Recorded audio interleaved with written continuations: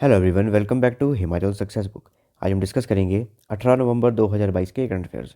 सबसे पहले हम हिमाचल देश के करंट अफेयर डिस्कस करेंगे, उसके बाद कुछ इंपॉर्टेंट नेशनल और इंटरनेशनल करंट अफेयर डिस्कस करेंगे। इसके अलावा जो सेशन की पीडीएफ है वो मिलेगी आपको टेलीग्राम चैनल पे। टेलीग्राम पे सर्च कीजिए हिमाचल सक्सेस बुक और वहाँ से आप इस सेशन की पीडीएफ प्राप्त कर सकते हैं। स्टार्ट करते हैं डिस्कशन।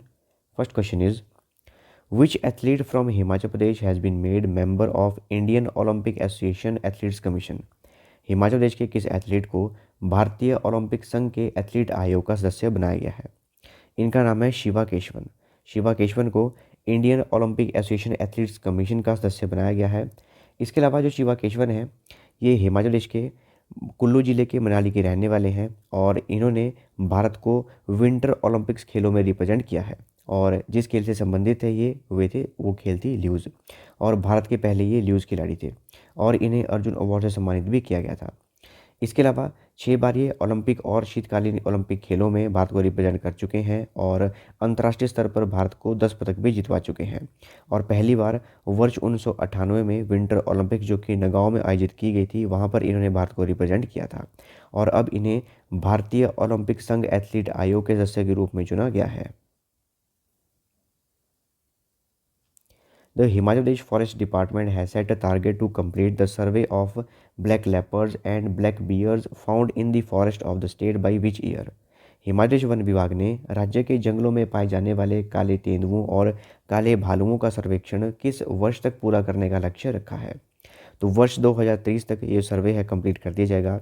जितने भी ब्लैक लेपर्ड हैं हमारे हिमाचल में और ब्लैक बियर्स हैं, इनकी काउंटिंग की जाएगी और सैटेलाइट बेसिस पर जीपीएस बेसिस पर इनकी काउंटिंग की जाएगी और वर्ष 2023 तक ये लक्ष्य रखा गया है कि ये कंप्लीट कर दिया जाएगा पूरा का पूरा सर्वे। 29 manuscripts kept in which Central State Library of Himachal Pradesh will be conserved by the Speaking Archaeological Society. Himachal के किस केंद्रीय राज्य पुस्तकालय में रखी गई 29 पांडुलिपियों का संरक्षण स्पीकिंग आर्कियोलॉजिकल संस्था द्वारा किया जाएगा? तो ये जो है, जो सेंट्रल लाइब्रेरी है सोलन की, वहाँ पर ये 29 मनुस्क्रिप्ट्स रखी गई हैं, पांडुलिपियाँ रखी गई हैं और अब इनका संरक्षण जो है, इनकी कंजर्वेशन की जाएगी स्पीकिंग आर्कियोलॉजिकल संस्था के द्वारा, स्पीकिंग आर्कियोलॉजिकल सोसाइटी के द्वारा। तो सोलन में स्थित एकमात्र केंद्रीय राज्य पुस्तकालय, वहाँ पर 29 पांडुलिपियाँ रखी गई हैं और इनका संरक्षण किया जाएगा। और संरक्षण कौन करेगा? स्पीकिंग आर्कियोलॉजिकल संस्था, स्पीकिंग आर्कियोलॉजिकल सोसाइटी जो है इनका संरक्षण करेगी। और ये जो 29 पांडुलिपियाँ हैं, मनुस्क्रिप्ट्स हैं, इनको डिजिटलाइज किया जाएगा। डिजिटलाइज यानी कि इन्हें पीडीएफ रूप में कन्वर्ट किया जाएगा। इनमें से जैसे कि मार्कंडेय पुराण के देवी महात्म्य के कई फोलियो, रामचरितमानस, इसके अलावा अमरकोश पर एक टिप्पणी और मत्स्य पुराण, विष्णु पुराण, इस तरह की पांडुलिपियाँ जो हैं वहाँ पर रखी गई हैं। टोटल ये 29 पांडुलिपियाँ हैं और इनका कंजर्वेशन किया जाएगा, संरक्षण किया जाएगा और इन्हें पीडीएफ फॉर्मेट में यानी कि इन्हें डिजिटलाइज किया जाएगा और इनको सेव किया जाएगा। डिस्कस करते हैं नेशनल और international current affairs. First question is which edition of the Indo United states joint military training exercise युद्ध अभ्यास 2022 हैज़ रिसेंटली बिगन इन उत्तराखंड। भारत संयुक्त राज्य अमेरिका के संयुक्त सैन्य परीक्षण अभ्यास युद्ध अभ्यास 2022 का कौन सा संस्करण हाल ही में उत्तराखंड में शुरू हुआ है? तो ये 18वां संस्करण है। याद रखिएगा, इंडिया और अमेरिका के बीच में एक एक्सरसाइज जिसका नाम है युद्ध अभ्यास और इसका 18वां संस्करण शुरू किया गया है और ये कहाँ शुरू किया गया है? उत्तराखंड में आयोजित किया गया है। What is the rank of India in the Climate Change Performance Index CCPI 2023? जलवायु परिवर्तन प्रदर्शन सूचकांक 2023 में भारत का रैंक क्या है? इंडिया का 8th रैंक है इसमें। तो हाल ही में एक इंडेक्स रिलीज किया गया है, इंडेक्स का नाम है क्लाइमेट चेंज परफॉर्मेंस इंडेक्स 2023 और इसे अलग अलग ऑर्गेनाइजेशन ने इकट्ठे मिलकर बनाया है और वो हैं German watch, new climate institute और क्लाइमेट एक्शन नेटवर्क इंटरनेशनल। इन तीनों के द्वारा मिलकर बनाया गया है क्लाइमेट चेंज परफॉर्मेंस इंडेक्स 2023 और इसमें इंडिया का जो रैंक है वो है 8th रैंक और इसमें अलग अलग कैटेगरी में रैंकिंग की गई है। जैसे कि ग्रीन हाउस गैस एमिशन में इंडिया का रैंक 9th है, रिन्यूएबल एनर्जी में 24th रैंक है, एनर्जी यूज़ में 9th रैंक है और क्लाइमेट पॉलिसी में 8th रैंक है। तो याद रखिएगा, जो 8th रैंक है वो क्लाइमेट पॉलिसी में रखा गया है। इसके अलावा जो बेस्ट पोजीशन पे है वो है हमारा डेनमार्क और इसमें देखिए 1, 2, 3 पोजीशन पे कोई नहीं है और नंबर 4th पोजीशन पर है आपका है डेनमार्क और यही बेस्ट पोजीशन बताई गई है इस इंडेक्स में। इसके अलावा जो डेनमार्क है इसकी कैपिटल है कोपेनहेगन और करेंसी है इसकी Danish krone. Reserve Bank of India has approved the opening of how many special vostro accounts to promote overseas trade in Indian rupees. भारतीय रिजर्व बैंक ने भारतीय रुपये में विदेशी व्यापार को बढ़ावा देने के लिए कितने विशेष वॉस्त्रो खाते खोलने की मंजूरी दी है। टोटल 9 अकाउंट जो हैं वॉस्त्रो अकाउंट ओपन किए जाएंगे और इसकी मंजूरी दे दी गई है रिजर्व बैंक ऑफ इंडिया के द्वारा। तो हाल ही में रिजर्व बैंक ऑफ इंडिया ने 9 स्पेशल वॉस्त्रो अकाउंट यानी कि 9 मुख्य रूप से वॉस्त्रो अकाउंट ओपन करने की मंजूरी दी है और इसमें इंडिया के 2 बैंक इंक्लूड हैं। एक है आपका यूको बैंक और दूसरा है आपका इंडसइंड बैंक। सबसे पहले समझते हैं कि वॉस्त्रो अकाउंट होता क्या है। देखिए, कोई भी फॉरेन बैंक है, अगर वो इंडिया के किसी डोमेस्टिक बैंक में अपना अकाउंट खोलना चाहता है तो उस अकाउंट को बोलेंगे वॉस्त्रो अकाउंट। लेकिन इस अकाउंट में जो भी लेन देन है पूरा का पूरा, जो हमारी डोमेस्टिक करेंसी है, हमारी है इंडियन रुपीज़, इसी में ही किया जाएगा। इसको बोलते हैं vostro account.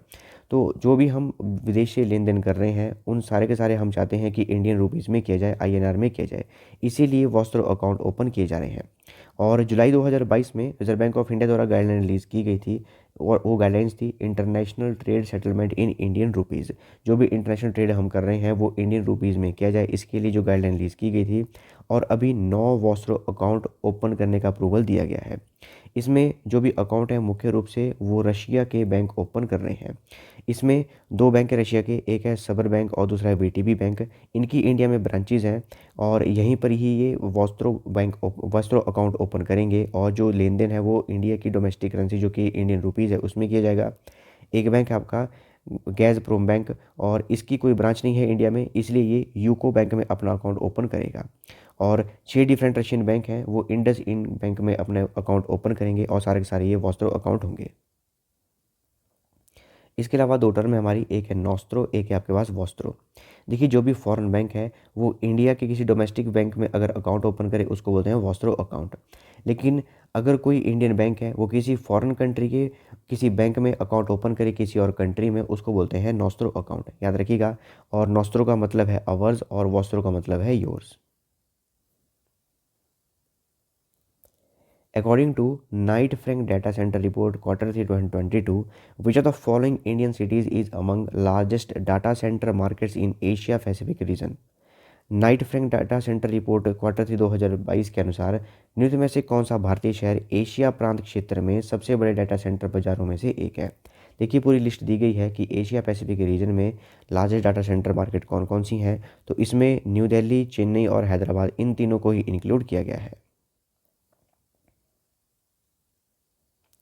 Which small finance bank was recently awarded with the Best in Class for Environment, Social and Governance rating from CareEdge Ratings? किस लघु वित्त बैंक को हाल ही में केयर्स रेटिंग से पर्यावरण, सामाजिक और शासन रेटिंग के लिए बेस्ट इन क्लास से सम्मानित किया गया है? ये किया गया है ESFE स्मॉल फाइनेंस बैंक को।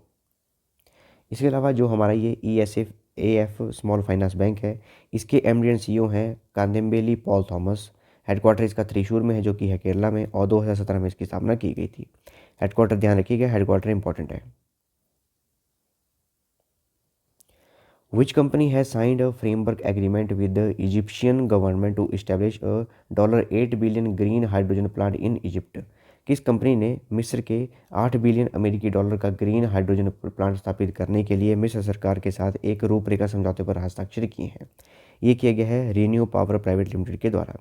जो हमारा रीन्यू पावर प्राइवेट लिमिटेड है ये इजिप्ट में 8 बिलियन डॉलर का ग्रीन हाइड्रोजन प्लांट लगाएगा इजिप्ट में। और जो हमारा रीन्यू पावर एनर्जी लिमिटेड है इसके जो फाउंडर, चेयरमैन और CEO हैं वो हैं Sumant Sinha.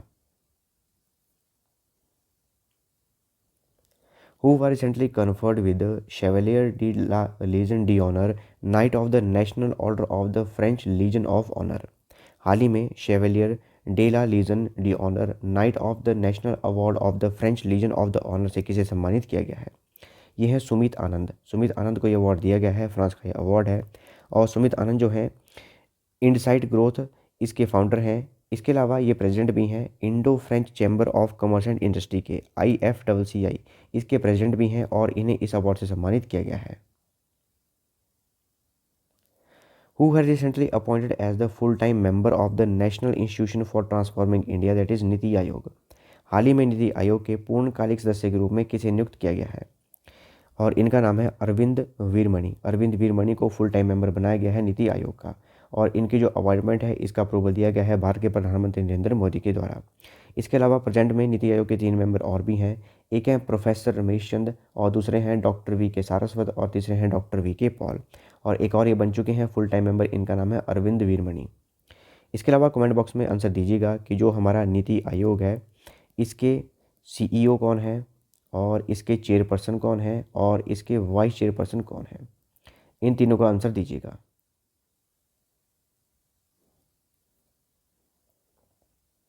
Who has been nominated as the director of the Reserve Bank of India's central board. भारतीय रिजर्व बैंक के केंद्रीय बोर्ड के निदेशक के रूप में किसे नामित किया गया है। याद रखिएगा, रिजर्व बैंक ऑफ इंडिया का एक सेंट्रल बोर्ड है, उसके डायरेक्टर के रूप में नामित किया गया है, और ये हैं विवेक जोशी। ये जो हैं डायरेक्टर होंगे रिजर्व बैंक ऑफ इंडिया के सेंट्रल बोर्ड के। What is the theme of National Press Day 2022 that has been observed across India on 16 नवंबर 2022? राष्ट्रीय प्रेस दिवस 2022 का विषय क्या है जो 16 नवंबर 2022 को पूरे भारत में मनाया गया है। जिसकी थीम थी, ये थी the media's role in nation building. याद रखिएगा, नेशनल प्रेस डे ये 16 नवंबर को मनाया गया और इसकी थीम थी the media's role in nation building. इसके अलावा जो प्रेस है हमारा, ये इंफॉर्मेशन एंड ब्रॉडकास्टिंग मिनिस्ट्री के अंदर आता है, और इसके जो यूनियन मिनिस्टर हैं यानी कि union minister of information and broadcasting वो है अनुराग सिंह ठाकुर। इसके अलावा एक है हमारा प्रेस काउंसिल ऑफ इंडिया। जो प्रेस काउंसिल ऑफ इंडिया है वर्ष 1966 में इसकी स्थापना की गई थी। इसके अभी प्रेजेंट में जो चेयरमैन है वो है जस्टिस रंजना प्रकाश देसाई, और इसका हेडक्वार्टर है न्यू दिल्ली में। इसके अलावा एक रिपोर्ट है जिसका नाम है world press freedom index. World press freedom index 2022 जो है ये दिया गया था रिपोर्टर्स विदाउट बॉर्डर्स के द्वारा। याद रखिएगा, वर्ल्ड प्रेस फ्रीडम इंडेक्स किसके द्वारा दिया गया, रिपोर्टर्स विदाउट बॉर्डर के द्वारा। और इसमें इंडिया का रैंक था 150 और इंडिया का स्कोर था 41। याद रखिएगा, वर्ल्ड प्रेस फ्रीडम इंडेक्स में जो इंडिया का रैंक था वो 150 था, और नंबर 1 पे जो था वो था नॉर्वे। ये थी हमारी डिस्कशन, और इस सेशन की जो पीडीएफ है वो मिलेगी आपको टेलीग्राम चैनल पे। टेलीग्राम पे सर्च कीजिए हिमाचल सक्सेस बुक, और वहाँ से आप इस सेशन की पीडीएफ प्राप्त कर सकते हैं। इसके अलावा इंस्टाग्राम, टेलीग्राम, फेसबुक इन पे फॉलो कर सकते हैं। So thanks for watching video. Do like, share and subscribe my channel.